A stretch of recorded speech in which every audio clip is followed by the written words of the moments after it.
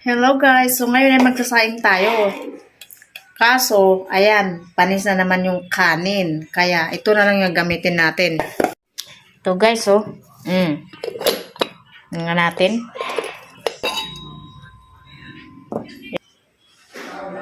Lagyan na natin siya ng bigas. Isa't kalahati nito.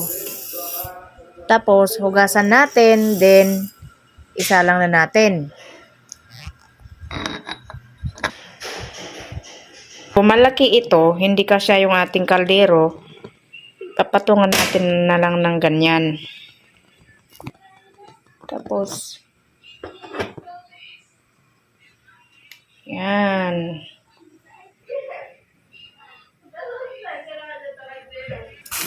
So, ayan, kumukulo na siya guys, kaya tanggalin muna natin yung takip. Tapos, hinaan na natin yung apoy. So, ayan, natuyo na siya, kaya takpan ulit natin. Ayan, so habang naluluto na yan, dito naman tayo sa kabila. So, ang gagawin natin ngayon is gagawa tayo ng Java Xiaopan.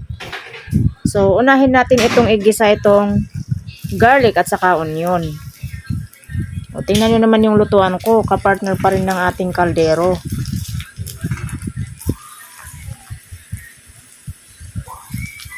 So, pag naggisa na to, ilagay na natin yung hotdog at saka yung ham. Kung may ground meat, mas maganda.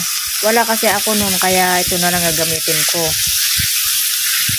Yan, so fry natin konti ito bago natin ilagay yung mixed vegetables.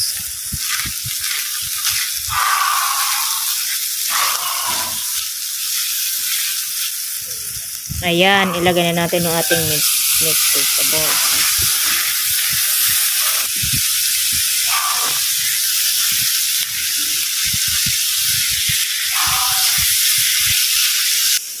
So, ayan na nga, luto na yung ating kanin. So, pwede na natin ilagay ito mamaya sa ating, yan, itong ginigisa natin. So, malapit na ito. Lagyan na natin siya ng itlog.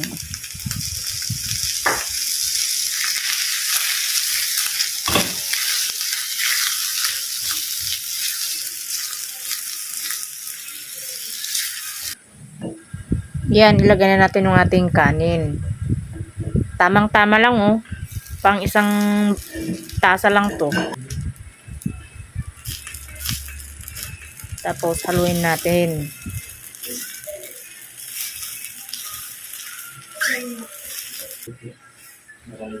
Ngayon, lagyan na natin ng ating mga seasonings. Yung turmeric, asin. Yan. So, hindi na ako naglagay ng iba pang seasonings. Yun lang. Kasi masarap na ito. Tapos, haluin nating maigi. Then, pwede na tayong kumain.